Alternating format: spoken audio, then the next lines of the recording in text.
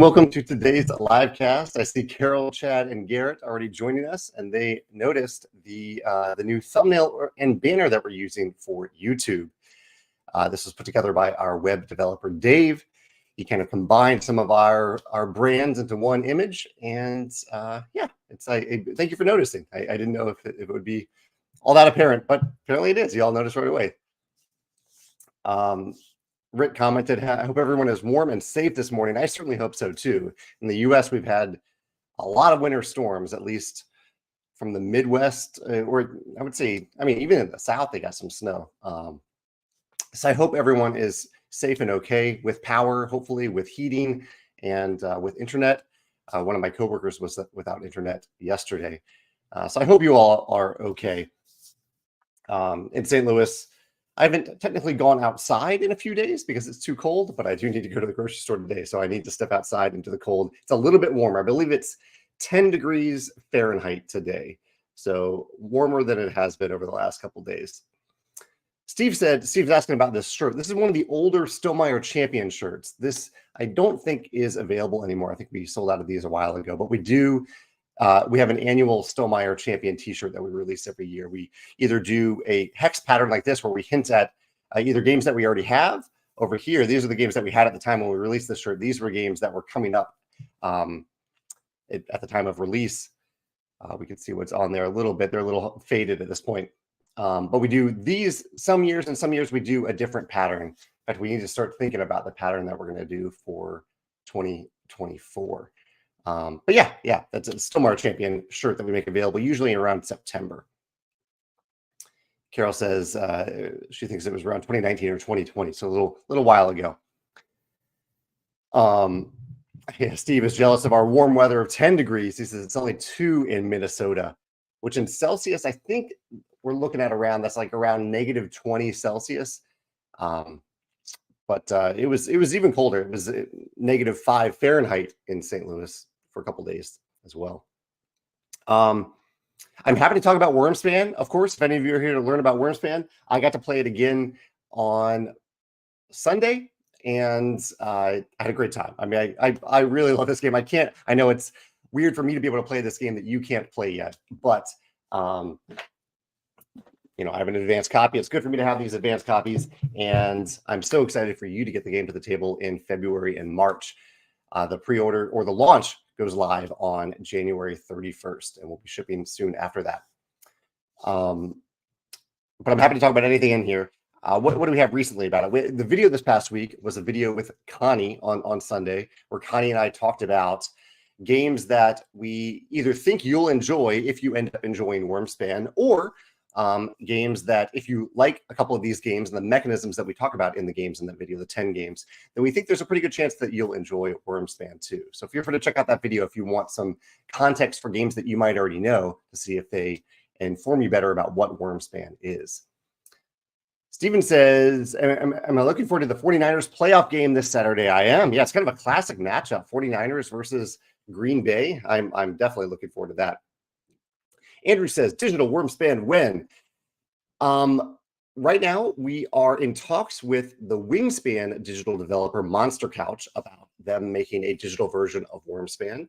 They have yet to make a decision about it, but if they say yes to it, then we'll probably see it in around 2 years. It usually takes around 1 to 2 years, and maybe it'll be sped up a little bit because they can use some of the coding for Wyrmspan, but the game is significantly different than Wyrmspan, so I doubt they can use much of that.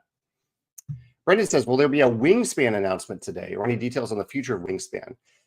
There's no Wyrmspan announcement today. I can say that Elizabeth Hargrave, the designer of Wyrmspan, is working on the next expansion. She's working on the early design stage of that next expansion. And so an announcement for that expansion will probably come in about a year from now. Not saying we'll release it a year from now, but we'll around this time next year, we'll probably have something to say about that expansion.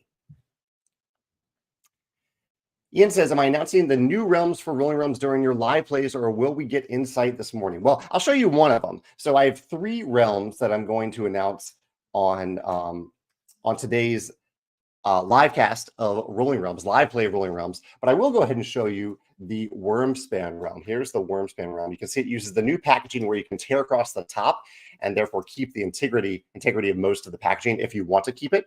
our new tearaway packs. So this is the Wyrmspan Rolling Realms promo pack. If you aren't familiar with Rolling Realms, just to be perfectly clear, this is not a promo pack for the Wyrmspan game.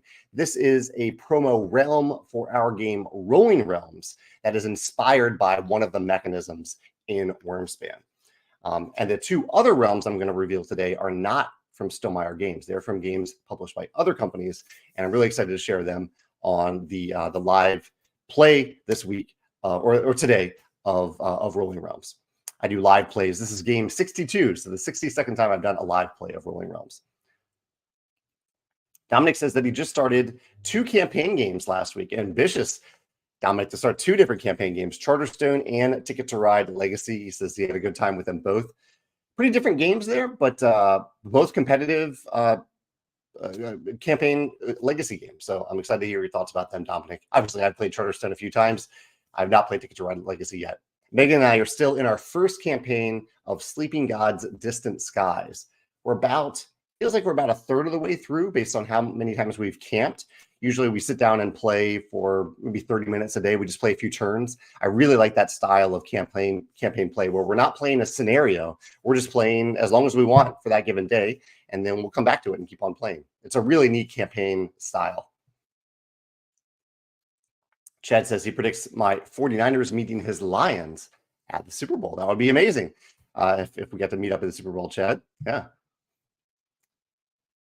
Mark says he just got home from a short game night and he played a game called Chroma Mix for the 4th time. Nice, fast-paced engine-building card game. I'm not familiar with this game, Mark, but I'll have to check it out. Chroma Mix.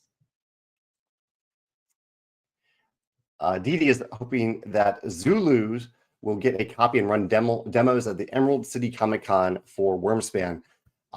We have, let's see, I think we are scheduled to receive the first freight shipment this week at our fulfillment center here in St. Louis. And so we're going to send out some more early copies to reviewers then, and a few copies to conventions. I think Emerald City is one of them.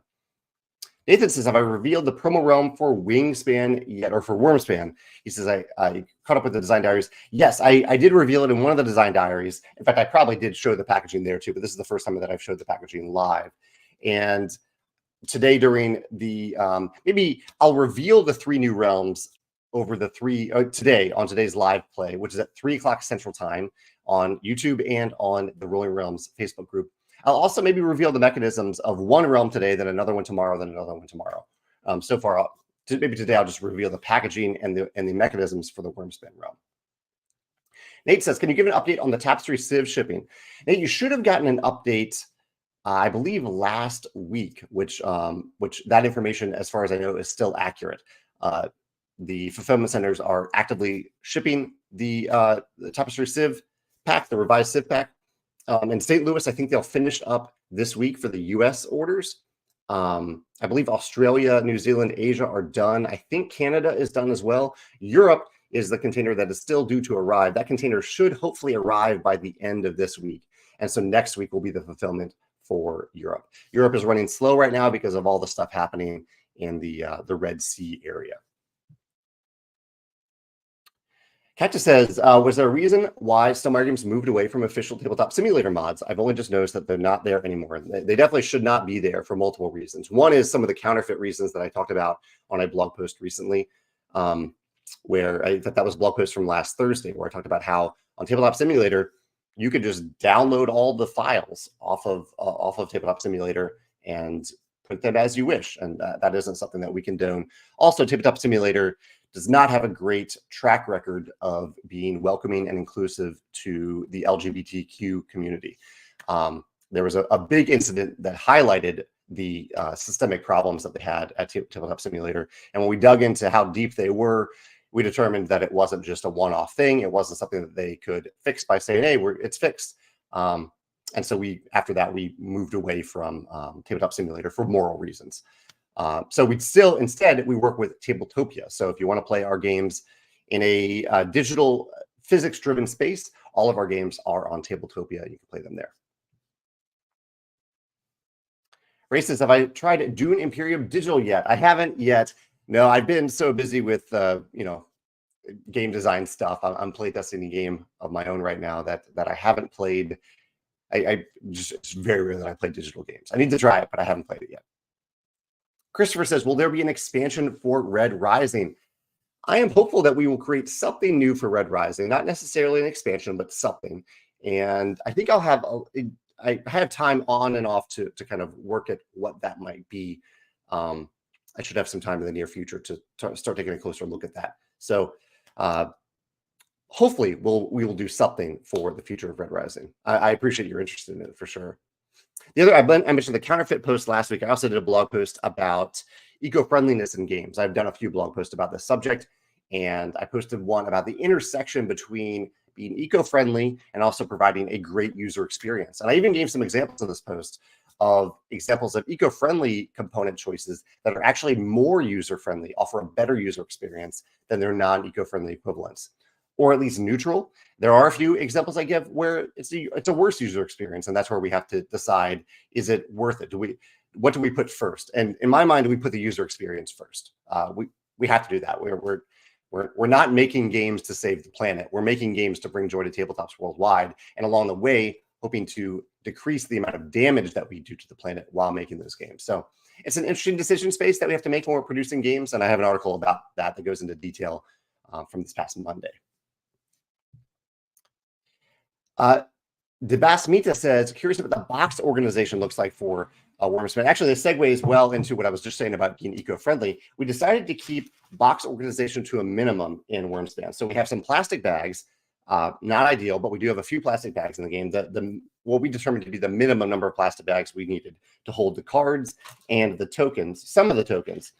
And then we do have 2 plastic containers. So we have these plastic containers. These wooden components are not included in the game. These are part of the upgrade pack, but I just happen to have mine in here. The eggs are included in the game, and both containers are included in the game.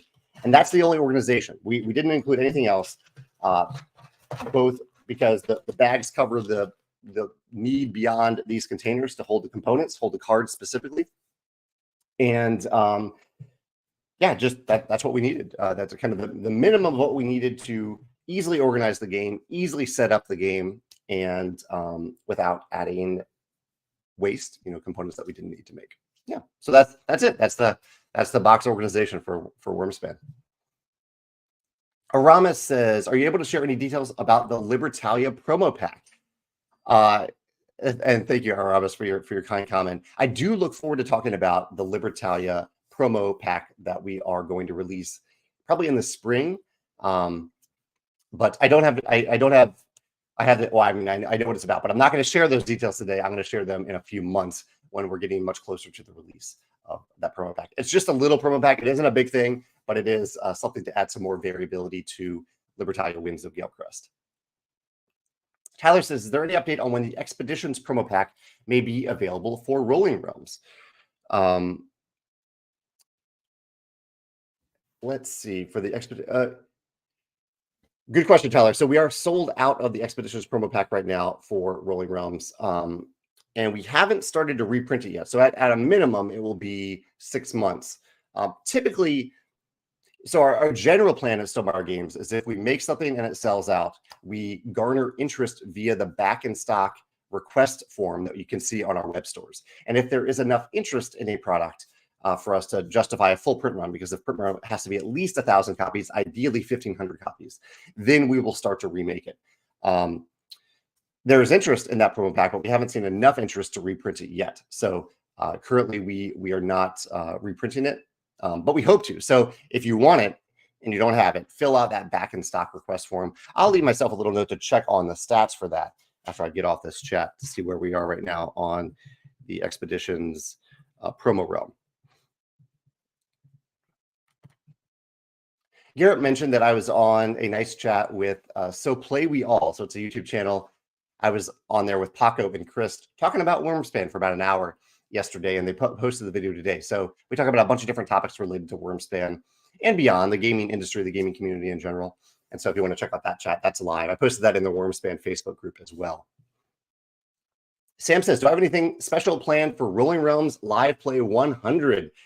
I'm only on 62 right now, and I play every 2 to 3 weeks. So it's going to be a little while. I guess it's not all that deep into the future, but probably that won't be until 2025 that it'll happen. I don't have anything special planned for it. I'll probably do what I do for the other 10s, where I play realms created by other people. Maybe we'll do like my favorite realms created by other people, or I'll do all realms that we ended up publishing that were inspired by fan created realms. Maybe something like that. But I don't have anything planned right now. Mark says, do I need the Wind Gambit expansion before getting the Rise of Fenris expansion for Scythe? You don't. And in fact, I would say that that is the expansion that that is used least if you have the Rise of Fenris. All of our expansions are independent of each other for any game. But for the Rise of Fenris, there are certain expansions that just don't sync well with it. So, and specifically the Wind Gambit does not sync well with it, because airships, they kind of throw off the balance of some of the campaign elements of the Rise of Fenris. You can play them with them, but we recommend against it. And the tiles that change the endgame conditions, the Rise of Fenris has its own special endgame conditions, so you don't really use those tiles either. So I would say that that is if you are mostly interested in the Rise of Fenris, I would, you could just skip to that before going to, and then come in and play the Wind Gambit for one-off plays of Scythe. Steve is playing one of my favorites campaign games, Role Player Adventures, right now, and he says he's having fun with it so far. I love Role Player Adventures. Had so much fun with it. Cactus mentions Nekojima. It's a game about the Isle of Cats in Japan. It's not based on the game, The Isle of Cats. It's a dexterity game that I played a bunch recently and posted a video about it just the other day. David Studley is here from Team Automa. He is one of the lead solo designers for our games. Good to have you here, David, today. Oh, and Ian points out that the 49ers and the Lions can't meet in the Super Bowl because they are both in the NFC. So yes, it would be great to see them meet in the NFC Championship game. Thomas says, are the Wyrmspan sets of cards made by various artists available worldwide this year? Yeah, they're already available worldwide right now from our 4 different fulfillment centers and from retailers as well. So the Wyrmspan fan art pack is available worldwide.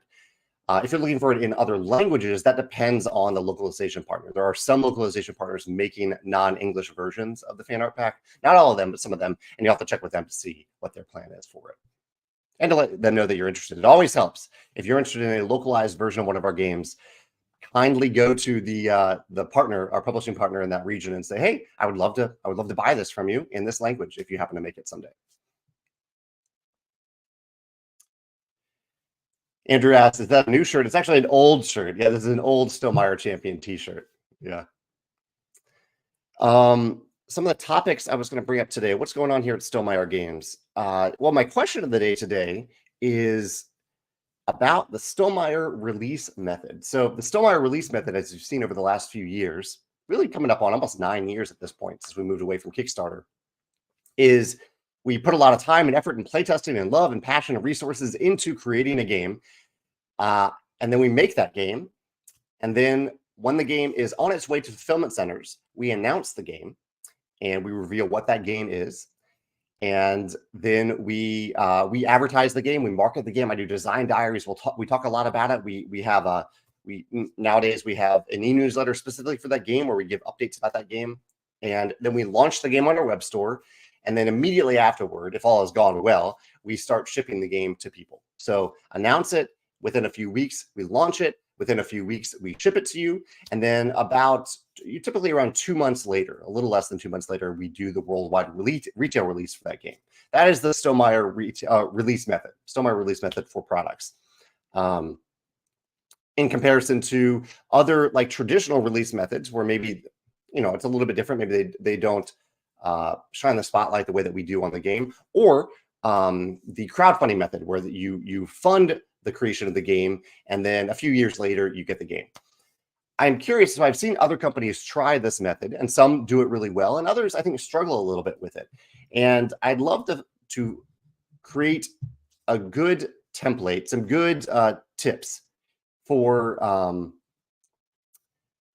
how other companies can use this same method, because I think it serves customers really, really well, where you don't have to wait a couple of years. You don't have to give your money to someone and then wait a couple of years to get the thing. You can get excited about the thing, pay for it, and then have it within a few weeks. I think that's a very customer-friendly method to use.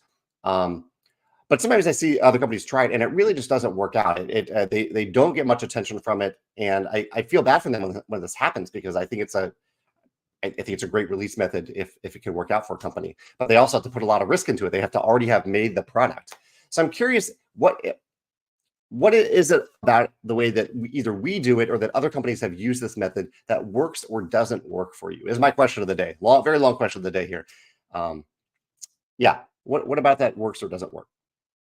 I realize that usually for the first like 15 minutes of this live cast, I forget to put the questions on the screen. But I will start to remember to do that, starting with Carol's question here. How do you keep busy trapped at home with the cold? She says, we were trapped at a board game convention on Friday due to this and when the hotel lost power on 10 p.m. That's rough, Carol. I'm sorry to hear that. Without power is tough because then you get cold. You're probably worried about when you can go home. We've been nice and cozy and warm here at home while we've been trapped inside, and we could go outside. It's just very, very cold outside. I don't know. It's pretty much seemed pretty normal. Like I've been working. We've been playing games, taking meal breaks, working out. So just going through our normal schedule, really. And we don't have kids. We just have one cat, so we don't have to keep the kids occupied or busy.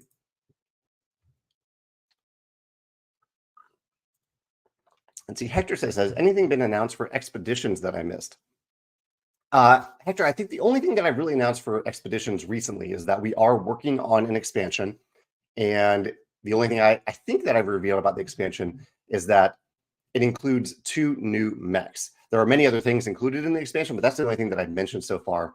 And if you want to stay in the loop about expedition stuff, there is a newsletter that I post about that world, the 1920 plus world of games, Scythe and expeditions. I send it usually every couple months. That you can sign up for on our website if you're interested. Timo Tip also asked about my shirt today. Everyone's liking this shirt. This shirt came out a few years ago for Champions, and we only do one run of t-shirts for Stonemaier Champions, but we will have a new Stonemaier Champions shirt later this year. It won't be this shirt, but it will be a special Stonemaier shirt.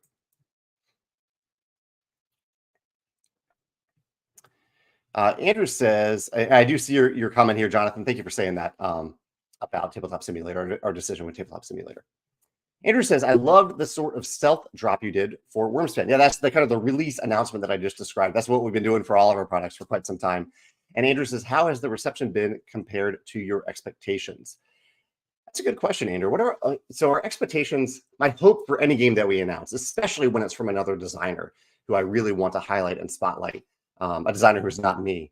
My hope is that a lot of people will be excited about it, or at least curious about it. And Wormspan has vastly exceeded those hopes so far. We have more kind of launch notification, update notification signups for Wyrmspan than we've had for any game ever. So I think our previous most signed up for game, I believe it was Red Rising, maybe the Nesting Box, one of those two, they had around 13,000 signups for people who wanted to get updates, wanted the launch notification when it went live. Last I checked, Wyrmspan has 22,000 such requests. So a lot of people are at least curious to learn more and want to know when it goes live. Doesn't mean they'll actually buy it when it goes live from us. They can also buy from their local retailer. They may not buy it at all, but the interest in it seems very high. And I'm excited about that because I know how hard designer Connie Volgeman worked on this game. And yeah, I'm just excited for Connie. And Clementine, the artist too. Clementine illustrated, over 250 illustrations for this game. So I'm excited for her too. She's been getting some wonderful attention for her beautiful art in the game as well. Hampant says, I like the eco-friendly token containers that are packaged with the game. Where can I get more? That's a good question. Sometimes we get questions about this, about specific components we make. Will we sell these components in our web store? And the answer is generally a la carte is a logistical challenge because we have 4 different web stores. Our a la carte components or little, individual components from our games typically are not packaged with a barcode. And so I'm so glad that you like these containers. We aren't currently selling them individually. We do, however, have overstock of certain plastic containers on our web store. If you buy those plastic containers, you are not supporting the creation of new plastic containers. You are rather going through the supply of plastic containers that we already have. These are our clear plastic containers and the brown containers that we made as an April Fool's joke a few years ago. to hold candy eggs, to differentiate between candy eggs and real eggs. So those are still on our web store. Feel free to check those out if you're interested. Mark has a question about playtesting. I'm currently making prototype components, and there's this voice inside my head triggering my anxiety that's holding me back to do blind playtesting. How do you prepare yourself when presenting your designs to blind playtesters? Mark, I can 100% relate to that. I'm actually going through that right now on a game that I put a lot of love into, and I am excited to show it to playtesters, but also a little nervous about it. So how do I prepare myself when presenting it? Well, it helps me that usually when I am showing a game with people, showing a game at first to people, usually the first few people I pick to play the game with, I want to be there playing the game with them. And I usually pick people who are going to be, who are open to the fact that the game is fresh and raw for me, and that they're not there to break the game. They're not there to bash on the game as I want other playtesters to do later. They're just there to play the game. And that's kind of a nice framework that you can give to playtesters, that you're just looking to see other humans play the game and to walk through a session so you can actually just see what it is like on the table. You don't even have to ask for feedback the first time you play. You can just say, I just want to watch you play the game. Even that can be super nerve-wracking to go through. But sometimes setting that framework and giving yourself permission to do that, I think can be really helpful for the first few plays. And then you break the ice with playtesting and can move on to asking for feedback and things like that. Yeah. Mark's also has a question about budgeting purposes of completionists like myself. Are you willing to disclose how many more promos are planned for Rolling Realms before Rolling Realms Redux releases? Lots of R's there.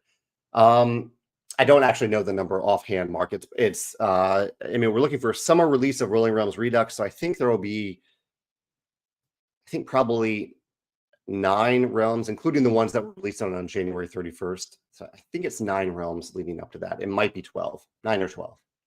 Yeah. My coworker Susanna is here. Susanna, how was climbing yesterday? I heard you went climbing with our coworker Alex, who had his birthday.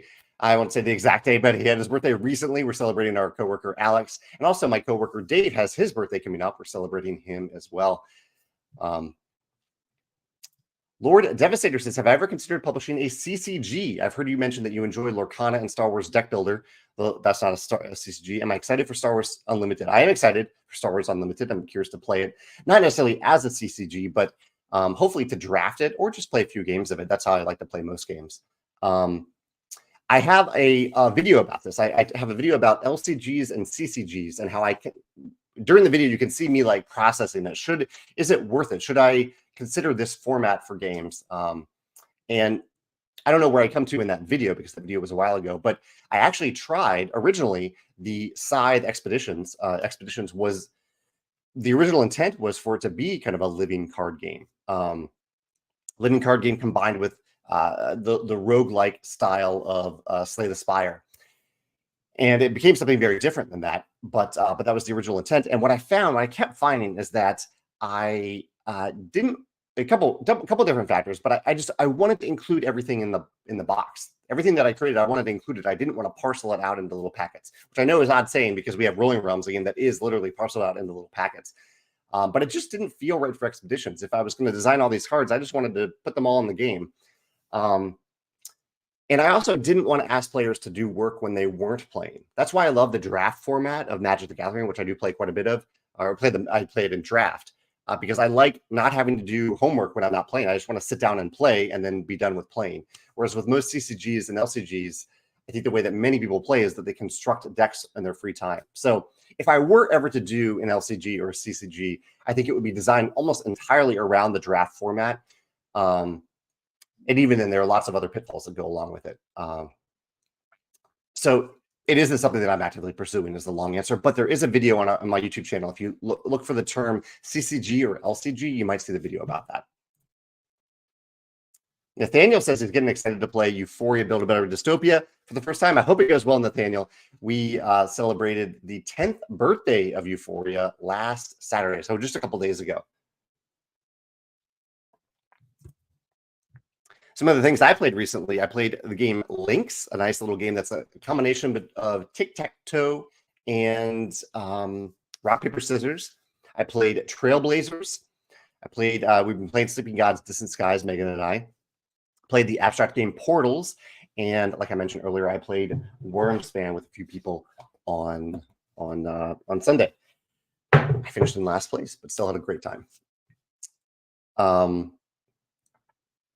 What else is going on here? Also over the weekend actually, it was already really cold in St. Louis, but on Friday we had tickets to see comedian John Mulaney, and we did go see comedian John Mulaney at the Fox here in St. Louis and had an amazing time. Usually we watch a lot of like stand-up specials on Netflix and Amazon Prime, things like that, but we very rarely get to see comedians in person. And so it was just really nice to be in a big room of people laughing along with two very funny comedians, John Mulaney and his opener, whose name I didn't catch, but Mulaney was awesome. We had a great time seeing him. I would recommend it. If you're in a city where he's going on tour this year, I would recommend seeing John Mulaney. I have a few other little fun things to talk about. Actually, a few Stonemaier things. Been playtesting a lot recently, a ton recently. I kind of solo playtesting as I'm leading up to doing some localized playtesting with me there. I had the interview with So Play We All that Garrett mentioned earlier. Also had a chat with Chits and Cardboard that I don't think is live yet. And also a chat with Board Game Co. about Wormspan that I don't think that is live yet either. I think that'll be live. Maybe he's waiting for January 22nd, which is when reviews for Wormspan start to come out. Yeah, those are some things going on at Stonemaier Games right now. Rocky says, so I was talking about the Stonemaier release method, and I'm trying to find ways to share. How do I say this? I want to encourage other publishers to consider this method, but I don't want it to fall flat for them because there's a lot of risk if it falls flat. So I want to find what works about it, and I guess that's what Rocky's saying. He says, I like how the buzz builds up right before release, so we don't have to wait too long. So I don't know. I'm looking for ways to share how it works for us or why it works for us and what other companies can do to emulate that to get it to work for them as well. Because I have seen it fall flat for some other companies. Tom says for Rolling Realms 100, you should do a fan vote for Realms and also giveaways, prizes through the livecast. I don't usually do giveaways, Tom, but I am happy to do a fan vote to help them pick the things. I have a whole blog post about why I don't do giveaways. I won't go into that, but we don't really do giveaways at Stonemaier Games. Let's see. I'm reading through a few comments to see if I should share them about. So I'm looking for not what doesn't work about crowdfunding. I'm looking for what does work about the Stonemaier release method and how other companies could emulate it, and maybe even how other companies are doing better than us. I'd love to hear that as well. Joshua points out that how our level of communication, weekly live cast. Yeah, I guess you have to first already be following and opt into these other companies. You have to know information about them, and so that takes work. That takes time and effort to do. So that is part of it. So cultivating a community in advance is always helpful. Although honestly, some of these companies that I've seen try it and where it has fallen flat, I know they have good communities, really solid communities, and so it has surprised me a little bit to see them try this method and see it fall flat a little bit. Here, Julius says, I think it works for Stonemaier because we have a good following. They know they'll like the game, or at least be curious about the game. Yeah, but yeah, I would say this is specifically for companies. Yeah, I should note this. It is for companies that already have a good following. I think that's crucial to have that. If you don't have that, crowdfunding is a great way to go. So Carol was talking about being stuck inside on Friday in the storm. She says it worked out. The hotel and convention people were great. People kept gaming. Yeah, that's true. You can keep on gaming as long as you have some lights in some way. Try to keep it an adventure and a fun memory for the kids. Yeah, I bet they'll remember that for sure.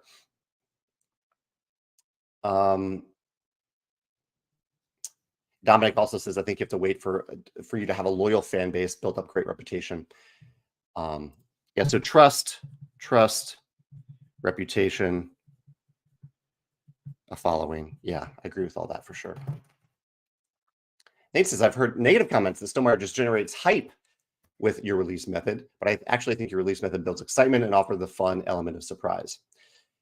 Yeah, I mean, as you probably know, if you follow me, I don't like the term hype. I think it's misused in a lot of different ways. And I think I don't even quite know what people are really saying when they say, oh, it's just hype. I think the way that I think about hype in terms of a pejorative way is when someone says, we have the best game for you. It's the best thing. This is the best. It's the best art. It's the best designer. All these things. And I guess I do say that about Kanye. I think Kanye is an amazing designer, but I don't make claims. I try not to make claims that our games are the best. I think that's for you to figure out. I try not to make claims that our games are fun.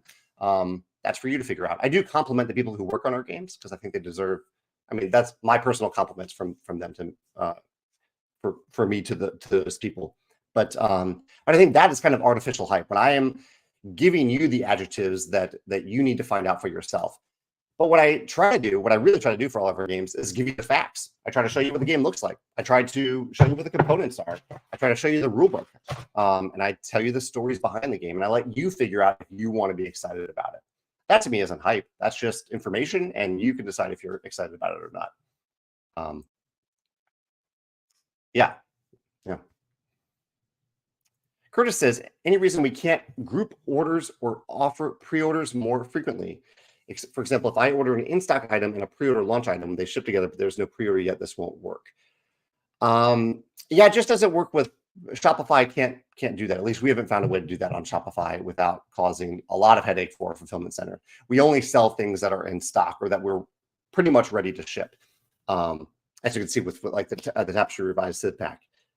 So Curtis, I think what I'm hearing you say is like you might want the Tapestry Revised Scythe pack, and you don't want it to go out of stock by the time that Wyrmspan goes on our web store.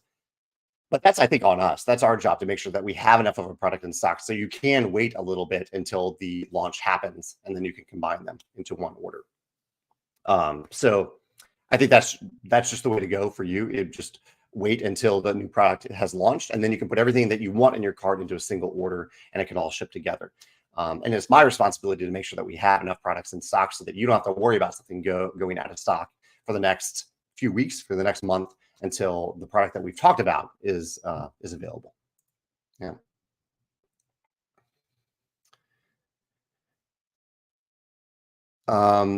Catherine says, okay, talking about the topic of the day, I wonder when I see things like reprints, Votes for Women comes to mind. This is Catherine's comment. They chose Kickstarter and they've had their own newsworthy flubs with meta advertising. I think many people can't escape the Kickstarter realm of buzz and reach. In this Votes for Women, the game reprint, the turnaround is fast, so it's similar to the time frame you speak of, but it's still a crowdfunding platform. Yeah, it is always interesting when I see a company use crowdfunding for a reprint. I think for the most part, maybe they're using it as a way to gauge demand for a game, whether it's a reprint or a new edition of the game, a revised edition, because they still don't know. It's still a guessing game. They don't know how many people want. But I think when it is a known entity, then there are other ways to gauge demand than using crowdfunding to do that. So it does always surprise me a little bit when companies do that. But you're right. It is nice when it is a reprint or they actually have the second printing ready. And honestly, I think there is almost no excuse for a company to run a campaign for a reprint or a new edition and not have it be 100% ready for them to hit print the minute that campaign ends. I don't know. I don't think there's an excuse for that. That you're right. It should be a much faster turnaround when they do that, which is a great asset to have. It's still probably going to be 6 months because it takes time to manufacture and freight ship and then ship the games. But that is faster than most campaigns. Yeah. Jonathan says he likes this, or he loves the Stonemaier method for launch. It's enough notice that I can learn about the game and get excited about the purchase, but not so much notice that I get impatient. So kind of the timing window is, I'm hearing people resonate with that window. He says, this is definitely my preference for launches of new games, but I like the longer notice given for expansions. That's interesting. Longer notice for expansions. Longer for expansions. Why is that, Jonathan? I'm curious about that. That's interesting feedback. Ian has to go, but I'll answer this so we can hear it later. Do you have any advice for pitching his game to publishers online? I have a big video about this. Ian, check out my video about 4 steps to pitch your game to publishers. I would say that by far, probably the most important step is to be very selective about the publishers you pick. Pick the publishers that you really want to work with, who you think want to publish your type of game, and then look into each of those publishers' pitching guidelines, requirements, and preferences. So don't just blast it out there. Be very specific. Be intentional about the publishers that you choose and about their guidelines. That's the number one thing I think you can do to help your case.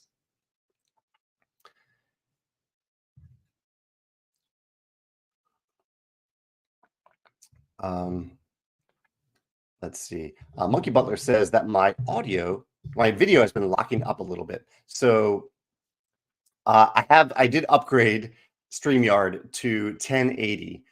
So 1080 high definition. So it might just be a little bit slower now. Unfortunately, I'm too far away from my router to directly plug into it. So I'm using this over Wi-Fi. And that's probably why it is not perfect anymore, but hopefully it's higher quality. I think on Facebook, the quality should be the same, but on YouTube, it should be higher quality. Yeah, that's at least what I can tell from StreamYard. George was talking about stats for our previous games, talking about how the print run size for Tapestry was 25,000. I believe that's correct. I think we only had 10,000 for the web store, though. Wyrmspan, we had 10,000 copies. I think we cut ourselves off at 5,000 for the web store, even though we could have kept going and sold more. Maybe we should have. But Tapestry so far, let's see. Let's look back at our stats to see. I'm not going to share this on the screen because this is maybe somewhat behind the scenes stuff. Maybe not. But let's see that in terms of numbers sold, Tapestry is still tops. Yeah, Tapestry looks like we sold 10,812 individual units on our web store. So I guess we didn't quite cut ourselves off at 10,000. I went a little bit beyond that. But that so far was our top pre-ordered product. The nesting box with Wyrmspan Asia inside came close to breaking 10,000, but didn't quite get there. I thought Red Rising did really well, though. Let me see. What was Red Rising? Red Rising also came close to 10,000, but didn't quite get there. Yeah. So Wormspan might be our top launch product ever if all goes well. We'll see. We'll see what happens with that. Hector says, what software tools that do not exist yet would a game designer find useful for creating and prototyping games? Interesting question, Hector. What do I can only probably answer just for myself. What tools would I find useful for creating and prototyping games that doesn't already exist? That's a great question. I'm pretty happy with the things that I already use. I use InDesign to create the prototypes. I print and assemble, and that, it's a little cumbersome to print and assemble. I really like to do that. I don't like to playtest digitally if I can avoid it. I like to do it on the tabletop, but that process is pretty smooth too. I don't know, Hector. Let's put this question out to anybody else who's playtesting games. Is there any type of software that does not exist that you wish did exist to help your prototyping and playtesting process? I can't think of anything offhand that I am actively looking for right now that would help the process for me, Hector, but it's a good question. Julie says the Stonemaier Games release method probably works well for companies with high level of engagement with their customers. So not just about the community, but also engagement. I like that word. And Julie mentions Livecast, personable newsletters, YouTube videos, game-centric online communities. People in these venues are looking for what the next release is and how to find out about it. That's true. Not all companies do that, or even if they do have a decent following, they may not do that level of engagement. Maybe they don't have the bandwidth to do so. Yeah, I can definitely see that.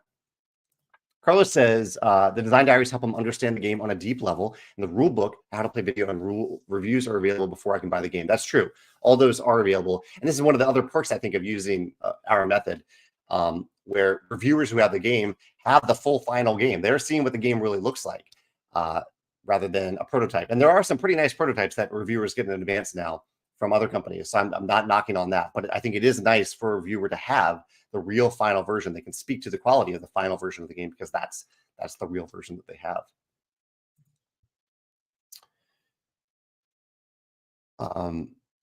Paige says that her partner was shocked that when she showed them Wormspan that we'd be able to play it so soon. Yeah. We'll have to ask probably for a little bit of patience coming up when Wormspan releases, because on January 31st, because while we're hoping to ship everything in February, A, we already know that Europe's going to be a little slow due to the Red Sea. But B, if we get a lot of orders, it's going to take our fulfillment centers a little while to ship them. Hopefully a lot of them will ship in February, maybe even all of them, but we expect that some spillover will happen into March. So there will definitely be people who see others getting their game when they haven't even gotten a shipping notification yet. And I ask in advance for your patience with that process, because our fulfillment centers can't ship everything simultaneously, especially when there are thousands of orders. But I look forward to that excitement and for people to actually get their copies of the game in the very near future. Tim says, I wish there was less of a gap between the end of the design diaries and the first reviews. He says it's like a week and a half. Maybe ship out copies earlier and then you'd have potential leaks. Actually, in the case of Wyrmspan, Tim, we shipped out the copies plenty of time in advance. I chose that date with intention. I chose it because I wanted it to be, I wanted it to be not too far away from the actual launch date. So I could have done it this Monday or this, around this week sometime. But I wanted it to be a little bit closer to that release date. So we have it, you'll start to see reviews on January 22nd. The launch date is on January 31st. I keep saying release, retail release is in March. The launch date on our web store is January 31st. So I just wanted to have that date be a little closer. And what I could do is just pull a full week out of it, do 2 weeks of design diaries, then the next week have the reviews, and the next week have the launch on our web store. So we'll try to do that in the future when we can. Just depends on how freight shipping is going for all the copies that need to get to fulfillment centers. Yeah.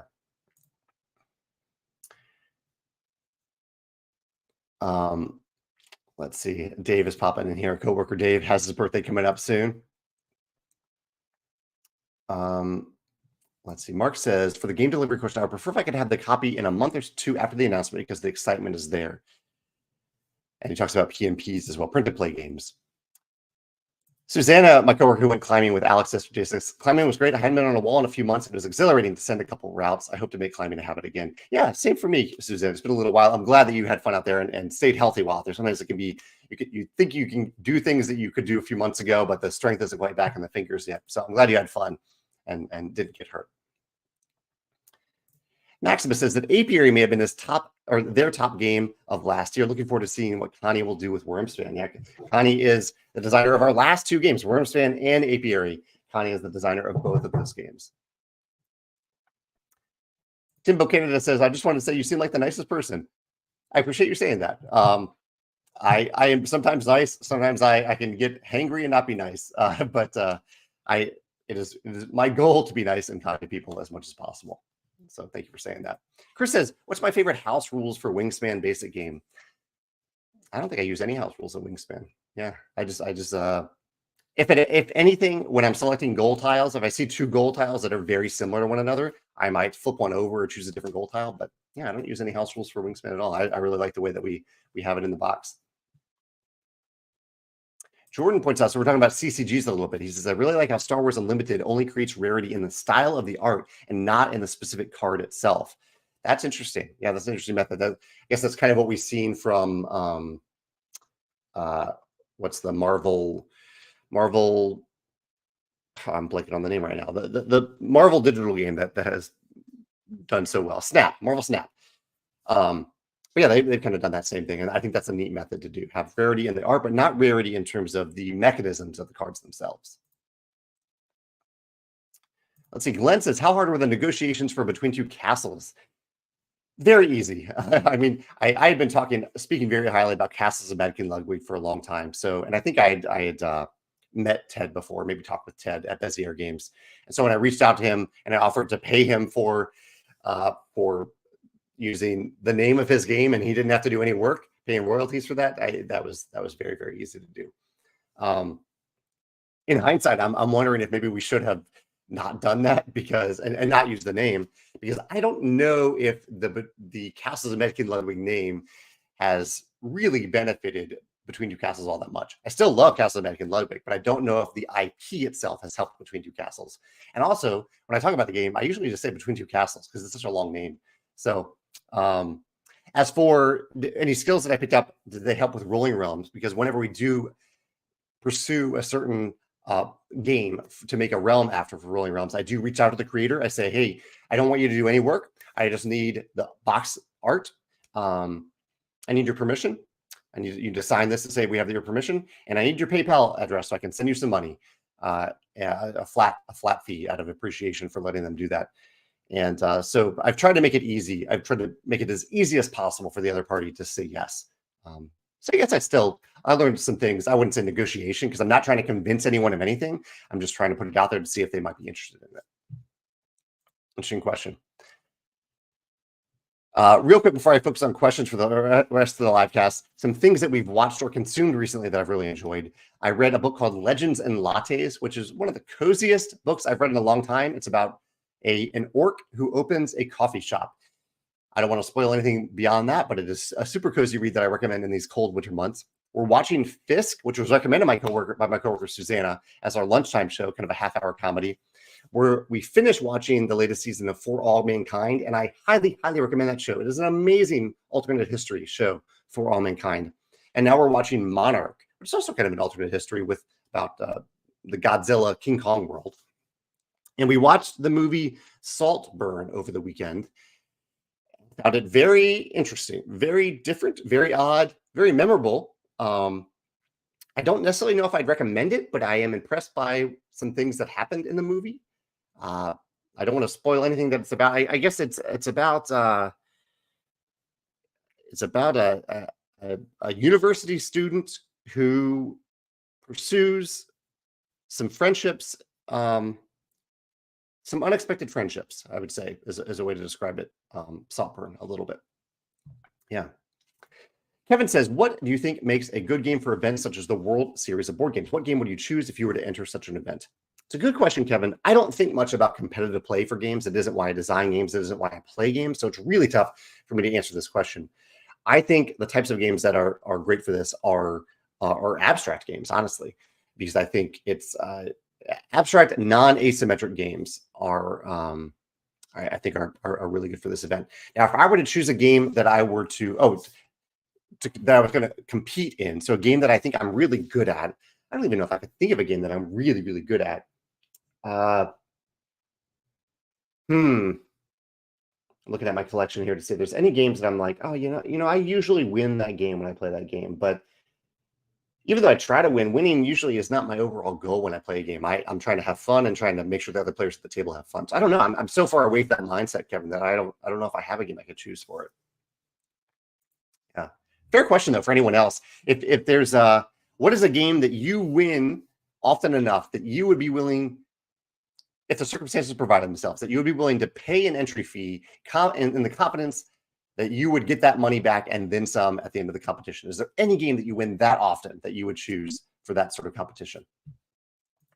Ryan says, how do you keep a big project like Wyrmspan from getting leaked until the announcement? Do the parties involved sign an NDA? I don't like NDAs. I think it kind of puts people in an uncomfortable position. We have an understanding with our playtesters that they don't talk about our games online. We're very strict about it. We reinforce it. We remind our lead playtesters that they need to actively tell their playtesters every time, hey, don't talk about this. This is a secret. And every now and then something gets leaked. But we try to avoid that. I'm kind of impressed that Wormspan didn't get leaked for so long. But yeah, we just kind of use human decency as a way of saying, hey, this is important for us to keep secret. Please keep it secret. And people tend to really abide by that. It's pretty impressive when they do that. NDAs aren't for me. William says, what's the most challenging part of being a developer? So developer is the person who takes a game that already works, that's always already fun and functional, and they take it and they make it a little bit more fun, a little bit more balanced, a little bit more functional, and a little bit more intuitive. So what's the most challenging part about it? Or what is your process, approach, or philosophy when developing a game that you've signed? My process is that I actively work with the designer. I don't just take it from the designer. I want to work with the designer on an ongoing basis. That's the whole process. The most challenging part about it, oh, that's tough, because usually I try to pick designers that are great to work with and actively want to be a part of that process, and they help make that pretty easy when they're involved in that way. So they make it often not all that challenging. I would say maybe the more challenging part is when I'm developing my own game, when I'm a developer for my game, because I really want it to work really well. And sometimes it isn't working that well. And my default is, oh, let me go back and redesign it instead of trying to fix it or figuring out what works or what doesn't work. So that is kind of the ongoing difficult question. Do I need to redesign this element of the game from scratch if I'm the designer, or do I just need to revise it and make this thing work better? That is a tough question to figure out, to answer if I'm both the designer and the developer. Epicure says, am I a movie guy? I love movies. Absolutely. If so, what's your favorite ever movie and favorite recent watch? Really hard to answer my favorite ever movie. I mean, that has changed over time. I would definitely put The Incredibles up there. I love The Incredibles as one of my favorite all-time favorite movies. Favorite release of 2023 was Barbie was up there. The Mission Impossible movie was up there, but my number one favorite movie of last year was the Dungeons and Dragons movie. I thought it was a delight. I loved it. That was my favorite movie of 2023. Yeah. I'm a little bit behind on questions here, so let me try to do some speed round real quick. Racism, the subject of LCGs and CCGs, living card games and collectible card games, and how you like the drafting element. Have I played Challengers? I have. Yes, I really like that element of Challengers. That does scratch that itch really well. That's a good example. Yeah, totally. Well said, Ray. That's probably why I enjoy Challengers so much, because it's those games without the collectible element, without any building to do in advance, and you get that feeling of building something on the fly while you play. Jeffrey says, he's talking about the question that I asked about why the Stonemaier release method works and how it could work for another company. He says, my strategy works well because we have a strong brand identity built on the quality of product. Without that branding, it fails. I totally agree, Jeffrey. Again, I would say that some of the other companies that I've seen it fall flat for have a strong brand identity and a high quality product, and yet it has still failed for them. So those are the ones that I'm the most curious about. But I do appreciate you highlighting that, because I think brand identity is definitely part of the equation. War Junior says, any update for Europe shipping with regards to Wyrmspan? I don't. Let's see. Doesn't appear that I'm sharing my second screen today. So I'm going to look over at my email to see, because I did actually ask our fulfillment center about that today. No update. So I assume it's the same as the last one I heard, which is that the freight shipping container for Wormspan won't arrive in Europe until mid-February. We are still going to do the launch on January 31st, but we're just going to communicate clearly to those in Europe that they won't probably see their order start to ship until late February or March. Yeah. Chad points out that we don't release many games, and so that does help. So only a few games that can impact it. I can definitely see that. Joshua says, do other companies have something similar to the Stonemaier Champion? Yeah, Champion membership, I think, helps. I've seen, so Capstone has something somewhat similar. I think maybe one other company tried it too. A few other companies have tried it, but they, as far as I know, they have not shared the stats for it, so I don't know how well they're doing. Jeremy says, is it true that they are working on an apiary expansion? Connie is working on an apiary expansion. Yeah, we put that on our progress chart a few weeks ago. So there is an expansion in progress for apiary. I'm going to skim a little bit here, just focus on questions for the last few minutes, because I know I'm behind a little bit. Nick says, do the direct from publisher orders net Stonemaier a better profit share than what goes through distribution? They do. I don't want to necessarily discourage you from ordering from your preferred local retailer if you have one. In fact, I definitely don't want to do that. I want to encourage that if you have a local retailer that you prefer to buy from. And that way you don't have to pay for shipping either. However, yes, the biggest profit for most of our games goes to Stonemaier Games if you buy from us directly. I say most because sometimes some of our games, once you add the champion discount, it gets down to about the same amount of profit as for distribution. But for any distributor, if we are selling a game into distribution, we are selling at a 60% discount. So they are getting it at a very low cost. Whereas a consumer ordering from us, even with a champion discount, is probably buying from us at maybe a 30% discount. So our margins are definitely better then. And even then, we do subsidize shipping a little bit too. So there's that. There are lots of costs to factor in, but in general, yes, the profit is best for the publisher if you're buying directly from the publisher. Yeah. Corey says from Blue Falcon, what's your thoughts on store-specific exclusive content for games? Recently saw that Books A Million had a store exclusive of the Firefly deck builder, and the exclusive content added a 5th player. Corey, you probably know from me, I don't like exclusive content at all. I understand it the only circumstance I understand it is if it's a timed release exclusive. And even then, I just don't like the term exclusive. I want to include everybody. So, yeah, I'm not a fan of it. Let's see. Nate says that YouTube is currently only offering 7020 as the highest available resolution, but maybe later, you're right, Nate, it might shift to 1080. Hopefully it does, I believe. Yeah, it is in 1080 right now, from my end at least. I'm just going to scroll down a little bit. Kathy has a nice thing to say here about the comment. Let's see. I know I can count Stonemaier Games to deliver exactly what they say. I don't have to worry about anything. Yeah. That's good. I appreciate that. Kathy, thank you. Kevin says, will rubber playmats fit in the box? So the rubber playmats for Wyrmspan are designed with dimensions of length and height to fit in the box. So like we didn't make them so wide they can't just fit into the box. So it does fit in the box, but you'll decide for yourself if you want to roll them up, if you want to lay them flat. So it's they will fit in the box is the long answer. Might be a little bit of box lift depending on how you put them in the box. Nate says Tapestry didn't sell more than Red Rising on launch. Tapestry did sell more than Red Rising on launch by a little bit. Yeah. Just scrolling down a little bit. I have a few more questions before I sign off. Marvel, thank you, David, pointing out Marvel Snap. So Josh says he wishes he knew early in the timeline the price of the game. That would allow him to budget and save if need be. That's totally fair. I try to give a range of the price because the price can change. We can still change the price up to the last minute. We usually don't, but we can do that sometimes. And also, Josh, one of the reasons that we don't announce the price is that if we do announce the price, we will start to see retailers sell it. And we do not want retailers to start to sell the game until, at the very least, we have started to sell the game. So that's the reason that we really can't release the price in advance. But we do try to give a range. So what I said from Wormspan from like day one is that it's in the range of Wingspan, range of that cost. Yeah.